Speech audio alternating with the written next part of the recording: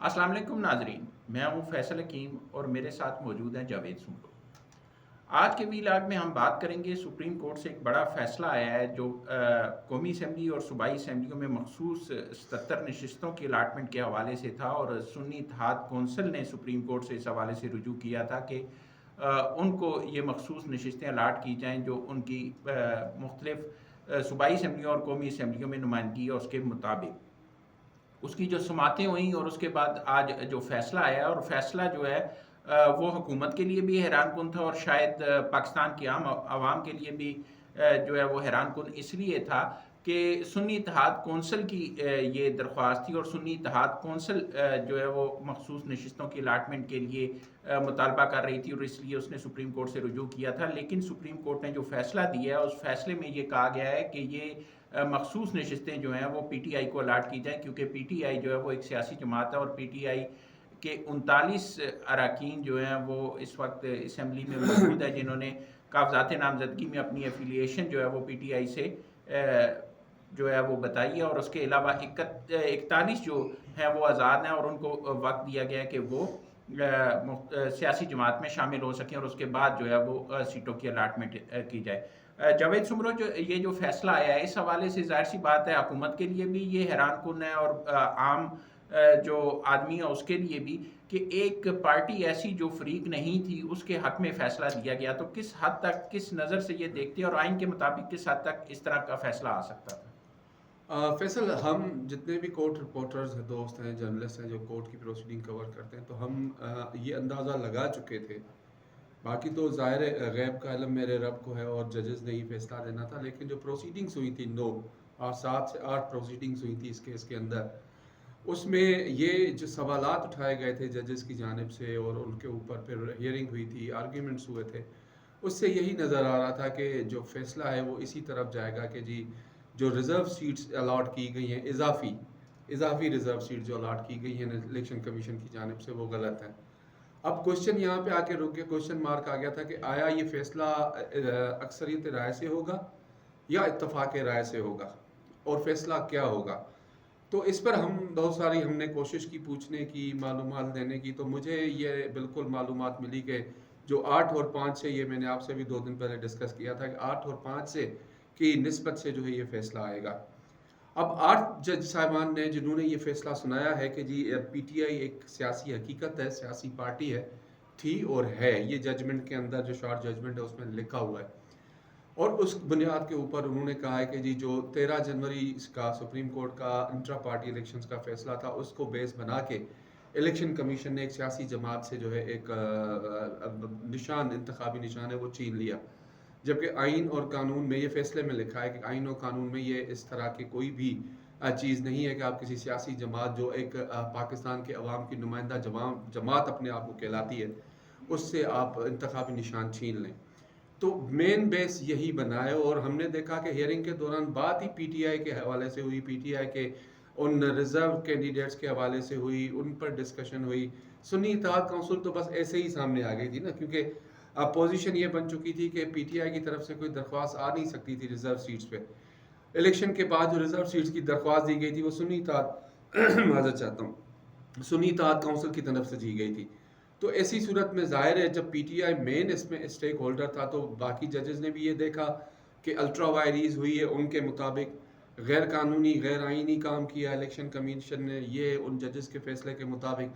अब सवाल ये है कि उस वक़्त जब ये काम हुआ उस वक़्त पीटीआई कहाँ थी। तो ये कुछ ऐसे सवालात थे जिनको सामने रखते हुए आज अदालत ने अपना फैसला सुनाया और कहा कि ये जो अल्ट्रा वायरीज की गई है इलेक्शन कमीशन की जानिब से कि इनको निशान ना अलाट करना, और उसी डर की वजह से, खौफ की वजह से, फिर उन्होंने अपने आज़ाद उम्मीदवार जो हैं वो सामने रखे और सामने लाकर फिर सुन्नी इत्तेहाद काउंसिल में शमूलियत लेकिन अख्तियार एक की। सवाल जो उठता है जावेद सुमरो, वो देखें आपके 39 उम्मीदवार जो हैं उनके कागजात नामजदगी में एफिलिएशन पीटीआई की है। 41 ऐसे हैं जिन्होंने अपने आप को मुकम्मल आज़ाद डिक्लेयर किया कागजात नामजदगी में। जब 39 ने किया तो बाकी 41 ने क्यों नहीं किया? एक सवाल ये है। दूसरा सवाल ये उठता है कि पूरी हेयरिंग्स में वो 80 उम्मीदवार जो अरकान हैं जिनका ये दावा किया जाता रहा कि वो पीटीआई के हैं, वो कहाँ पे थे? किसी हेयरिंग में वो 80 के 80 नज़र नहीं आए।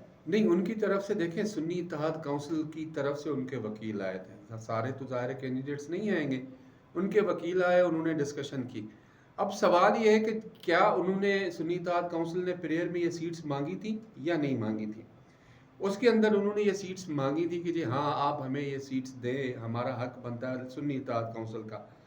لیکن ٹیکنیکل پوائنٹ آف ویو پہ دیکھا جائے کہ سنی اتحاد کونسل کا کوئی بھی کینڈیڈیٹ ایوان میں نہیں تھا، تو یہ پریئر جو تھی وہ ڈینائی ہو سکتی تھی کہ جی چونکہ سنی اتحاد کونسل کا بندہ کوئی بھی نہیں ہے نمائندہ ایوان میں، تو یہ ریزرو سیٹس ان کو نہیں دی جا سکتی. لیکن دوران سماعت جب آرگیومنٹس ہوئے تھے تو اس میں ساری باتیں پی ٹی آئی کی طرف سے آئیں. آپ دیکھیں سلمان اکرم راجہ صاحب پیش ہوئے، فیصل صدیقی صاحب پیش ہوئے، پھر اٹارنی جنرل کی طرف سے دلائل دیے گئے تھے، تو بات جا کے گھوم پھر کے وہیں پی ٹی آئی کی طرف آ رہی تھی. تو عدالت نے یہ بہتر سمجھا ان 8 معزز جج صاحبان نے کہ جی اس میں پی ٹی آئی کو جو ہے وہ ریلیف دیا جائے، وہ دیا گیا. لیکن جو 5 جج صاحبان ہیں جس میں چیف جسٹس آف پاکستان ہے، جسٹس منیب ہیں، جسٹس نعیم اختر افغان ہیں، جسٹس یحییٰ آفریدی ہیں اور جسٹس جمال خان مندوخیل صاحب ہیں، انہوں نے تو واضح طور پر یہ چیز کہا ہے کہ جی سنی اتحاد کونسل جو ہے وہ تو ایگزسٹ ہی نہیں کرتی تھی. اسی طرح 8 جج صاحبان نے بھی اپنے اس سارے عمل فیصلے کے اندر یہ واضح طور پر کہا ہے کہ سنی اتحاد کونسل کی کوئی بھی ایگزسٹنس نہیں تھی پارلیمان کے اندر. تو اس بنیاد کو سامنے رکھتے ہوئے پھر ظاہر آرگیومنٹس بھی پی ٹی آئی کی طرف سے ہوئے، پی ٹی آئی کے حق میں ہوئے. P T I women wing کی سربراہ کنول شوذب، ان کے وکیل پیش ہوئے سلمان اکرم راجہ. تو ساری گیم ادھر ہی پھرتی رہی. جب آرگیومنٹس ہوئے، سوالات ہوئے، تو پھر ظاحر عدالت کو دینا پڑا پی ٹی آئی کا فیصلہ جو نہیں دینا چاہیے. دو چیزیں دیکھیں. ایک چیز یہ دیکھیں کہ ایک درخواست دائر کرتی ہے سنی اتحاد کونسل، اس میں پی ٹی آئی سرے سے فریق ہی نہیں ہے. پی ٹی آئی نے نہ تو وہ سیٹیں مانگی، نہ اس کیس میں فریق ہے، نہ جو ہے وہ یہ کہہ رہی ہے کہ اس کے ارکان اسمبلی جو ہے وہ ہیں، وہ تو سارے کے سارے جن کا وہ دعویٰ کر رہی ہے وہ بھی سنی اتحاد کونسل کی طرف چلے گئے. تو ایسی صورتحال میں جب ایک چیز جو ہے وہ درخواست میں مانگی نہیں گئی اور ایک ایسی جماعت کو ریلیف دینا جو سرے سے اس میں فریق ہی نہیں ہے، نہ وہ اس طرح کا ریلیف مانگ رہی ہے، کس حد تک درست ہے؟ دیکھیں ریلیف جو ان کو ملا ہے وہ ان کے پوائنٹ آف ویو کے مطابق ملا ہے کہ جی ہاں ہم تھے، ہم سے نشان چھین لی گیا، ہمیں اس میں انتخابات کے ٹائم پہ اوپنلی ہمیں کام نہیں کرنے دیا گیا، یہ وہ اس قسم کے ایکسکیوزز ان کی طرف سے آئے. لیکن چونکہ گھوم پھر کے بات وہیں پہ آتی تھی تو عدالت کی جانب سے سوالات بھی انہی کے اوپر ہوتے تھے، تو ظاہر ہے پھر عدالت نے اس چیز کو دیکھا کہ جی ان کو دی جائے. لیکن ایک چیز ہے کہ اب 15 دن کے لیے جو ان باقی 41 اراکین کو کہا گیا ہے کہ 41 سوری کہا گیا ہے کہ جی آپ 15 دن میں الیکشن کمیشن سے رجوع کریں اور وہاں بتائیں کہ آپ کس کے ساتھ ایفیلیشن رکھتے ہیں. تو ظاہر ہے پہلے ہی ان کے ساتھ ہیں، وہ جب ان کے پاس جائیں گے تو پی ٹی آئی کے بن کے جائیں گے. پی ٹی آئی کی اپنی 7 سے 8 نشستیں ہیں، ان کے ساتھ ایم ڈبلیو ایم ہے، ان کے ساتھ 1-2 انڈیپینڈنٹس ہیں، تو ان کی ٹوٹل سیٹس ملا کے کوئی 80 سے 86 بنتی ہیں. اور ان 80 اور 86 کے اندر ان کی جو ریزرو سیٹس بنتی تھی وہ تقریباً 22 کے قریب بنتی تھی، جو ساری ملا جلا کے کام دیکھا جائے تو جب ان کو یہ سیٹس ملیں گی ظاہر ہے ان کا ایک جو نمبر لیکن ایک سوال اور ہے، وہ سوال یہ ہے کہ آپ نے 41 کو کہہ دیا کہ وہ آزاد ہیں، انہوں نے اپنی ایفیلیشن شو کرنی ہے، اور اب تک یہ دعویٰ ہے کہ وہ پی ٹی آئی کی طرف جائیں گے. اگر وہ ان 15 دنوں میں کسی اور پارٹی کی طرف جانے کا فیصلہ کر لیتے ہیں تو کیا انہیں یہ اجازت ہوگی؟ اور دوسری بات، کیا اس سے فلور کراسنگ کا راستہ نہیں کھلے گا؟ دیکھیں اس میں فلور کراسنگ کا اس لیے راستہ نہیں کہ یہ عدالت کی طرف سے ڈائریکشنز دی گئی ہیں، اس پہ فلور کراسنگ ہونا نام اس کو نہیں کہہ سکتے. فلور کراسنگ کا ایک عمل الگ ہے، وہ آپ بھی سمجھتے ہیں، میں بھی سمجھتا ہوں. اس میں ظاہر ہے عدالت کی ڈائریکشن ہے تو ان کو جانا پڑے گا اور ان کو بتانا پڑے گا. اب ان 15 دنوں میں جو اراکین خود کو پی ٹی آئی کے ساتھ ایفیلیٹ کرتے ہیں وہ کہاں کیا کریں گے؟ آیا واقعی جا کر الیکشن کمیشن میں اپنے آپ کی اپنی ایفیلیشن جو وہ پاکستان تحریک انصاف سے ظاہر کریں گے یا نہیں کریں گے؟ اب یہ دیکھنا ہے ان 15 دنوں میں کہ آیا پورے 41 جاتے ہیں، 10 جاتے ہیں، 35 جاتے ہیں، 38 جاتے ہیں، کتنا بھی ایک نمبر ہے وہ جاتا ہے. تو یہ ابھی دیکھنے والی بات ہے، کہنا کچھ قبل از وقت کیا ہوتا ہے. لیکن کیا دوسری جماعتوں میں بھی جا سکتے ہیں یہ 41؟ ہاں کیوں نہیں جا سکتے؟ اب تو وہ آزاد ان کا ایک اسٹیچر ہو گیا نا، تو وہ اب کہیں بھی جا سکتے ہیں.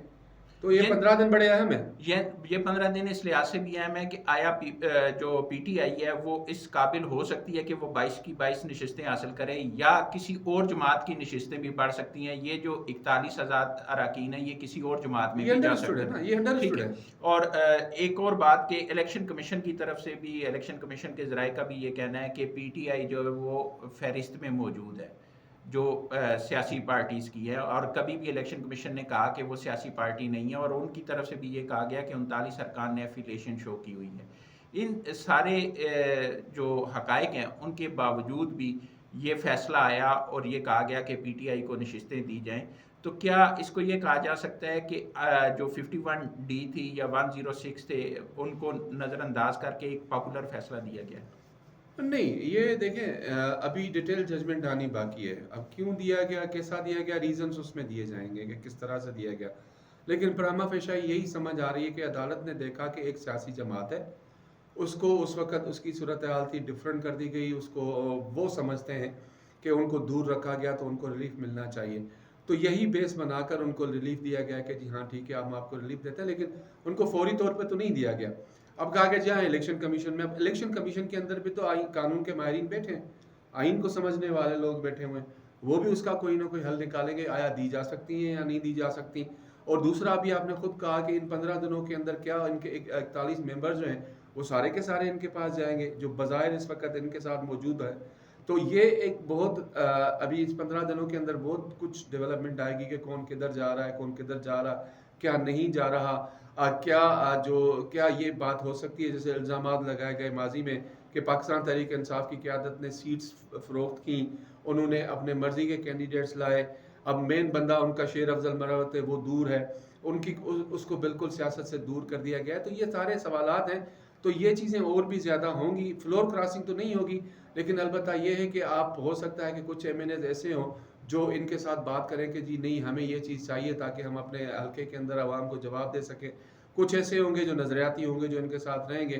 لہذا یہ ایک پولیٹیکل گیم جو ہے ابھی آئندہ 15 دنوں تک یہ ہمارے ہاتھ جاری رہے گی. المختصر یہ کہ جو آئندہ 15 دن ہے وہ پاکستانی سیاست کے لحاظ سے بہت اہم ہے. گو کہ پی ٹی آئی اگر یہ ساری کی ساری 22 نشستیں جو قومی اسمبلی میں ابھی ملنی ہیں وہ بھی حاصل کر لیتی ہے تو اس کی مجموعی نشستیں بنیں گی 114 اور اپوزیشن کی کل نشستیں ہو جائیں گی 125, جبکہ حکمراں اتحاد جو اس وقت برسر اقتدار ہے اس کی نشستوں کی تعداد ہے 209. اور جو وفاقی وزیر قانون ہے وہ بھی واضح کر چکے ہیں کہ اس سے حکومت کو کوئی خطرہ نہیں ہے. لیکن آئندہ 15 دن جو ہے وہ پاکستانی سیاست میں بہت اہمیت کے حامل اور دیکھنا ہوگا کہ اونٹ کس کروٹ بیٹھتا ہے. اب تک کے لیے اتنا ہی. بہت جلد آپ کے پاس ایک نئے ویلاگ کے ساتھ حاضر ہوں گے. تب تک کے لیے اللہ حافظ.